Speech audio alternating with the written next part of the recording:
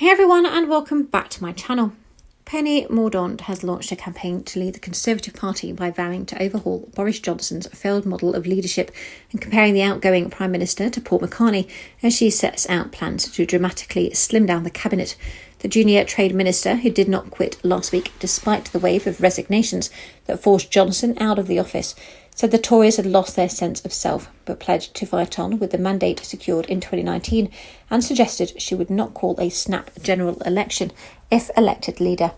Speaking before the first knockout vote by Tory MPs on Wednesday afternoon, Mordaunt told enthusiastic supporters in the stifling Cinnamon Club in London, where Sajid Javid launched his aborted leadership campaign, that we have a manifesto to deliver and standards and trust to restore.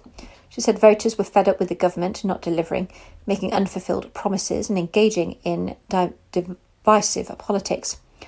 Mordaunt touted her Brexiteer credentials, saying her plans for a modern economy focused on growth and competition rather than tax and spending would yield a Brexit dividend. Admitting the UK needs to try to stave off a looming recession, Mordaunt said she would have a relentless focus on cost of living issues by cutting VAT on fuel in half and raising the income tax threshold for basic and middle income earners in line with inflation. Mordaunt joked that trying to secure enough supporters to get on the first leadership ballot had been a bit like speed dating and voiced frustrations about the Conservative Party not living up to its values enough under Johnson. If I compare it to being in the Glastonbury audience, she said, when Paul McCartney was playing his set, we indulged all those new tunes, but the thing we really wanted was the good old stuff that we knew all the words to. Mordaunt said that she had first been moved to stand for public office at the age of 9 when she watched the Falklands Task Force leave the harbour in Portsmouth, the city she represents as an MP. Seen by some as the woke candidate for her antipathy to the urge by some colleagues for the party to focus on wedge issues such as gender identity, Mordaunt stressed that she believed there was a biological difference between those who were born male and female. I think it was Margaret Thatcher that said that every Prime Minister needs a Willie. A woman like me doesn't have one, Mordaunt said, referring to the former Prime Minister's quote about her deputy, Willie Whitelaw.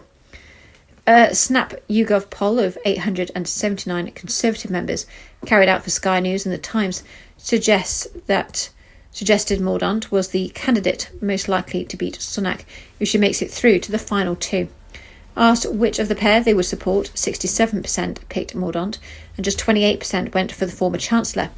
Presented with the entire field of candidates, Mordaunt came out ahead with backing of 27%, followed by Kemi Badenoch on 15% and Sunak and Liz Truss level pegging on 13%.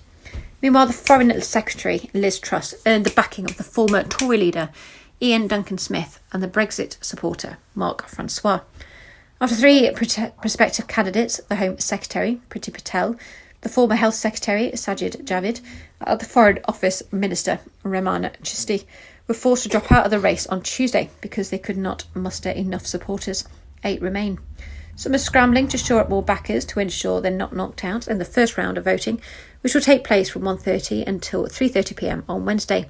Each candidate needs at least 30 votes to make it to the following round on Thursday. Thanks for listening. Please like, comment and subscribe.